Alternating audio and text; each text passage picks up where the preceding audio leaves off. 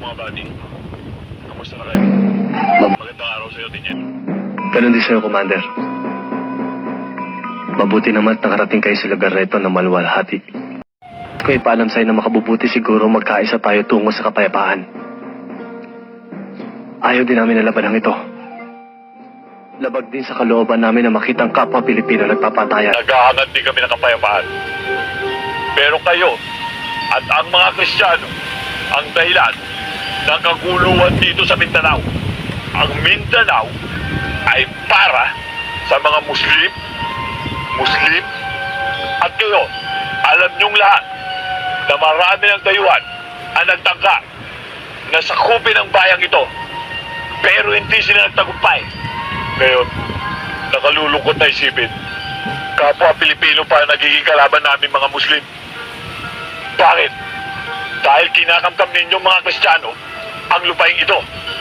At yan ang aming pinaglalaban. Ang maibalik ang bawat lupang kinamkam ng mga Kristiyano sa mga Muslim. Kayo, ikaw Tiniente, ano ang inyong pinaglalaban? Wala kayong dahilan para tugisin kami para mga hayop sa aming mga sariling lupa. Wala kayong dahilan para patayin kami. Samantalang kami, ano? Nasa amin ang lahat ng dahilan para pagpapatayin kayo. Mga sundalo kami. At meron kami mga utos na sinusunod.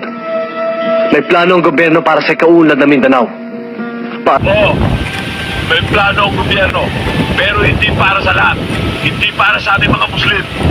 Kundi para sa iilan lamang mayayamang politikong gusto maghari dito sa buong Mindanao.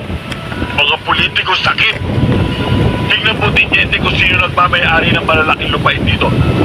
Malalaking rancho dito. Mga umaabuso ng pulong kahoy. Hindi ba kayo mga Kristiyano? At ang kapatagan, pinamumugkaran ng mga Kristiyano. At kami mga Muslim, nasa kabundukan.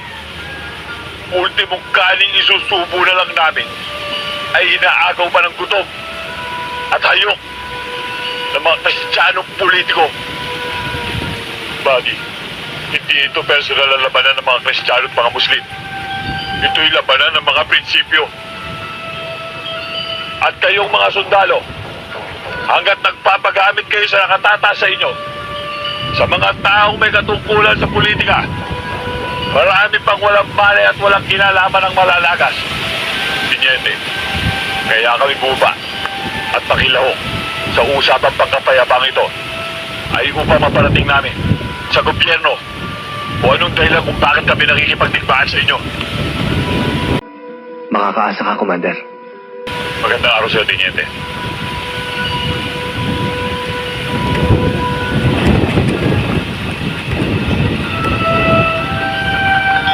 Buddy, tandaan mo, manos na tayo.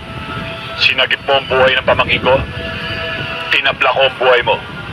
Pero sa susunod, kung magkakaroon man uli ng digmaan at magkrus ang ating landas,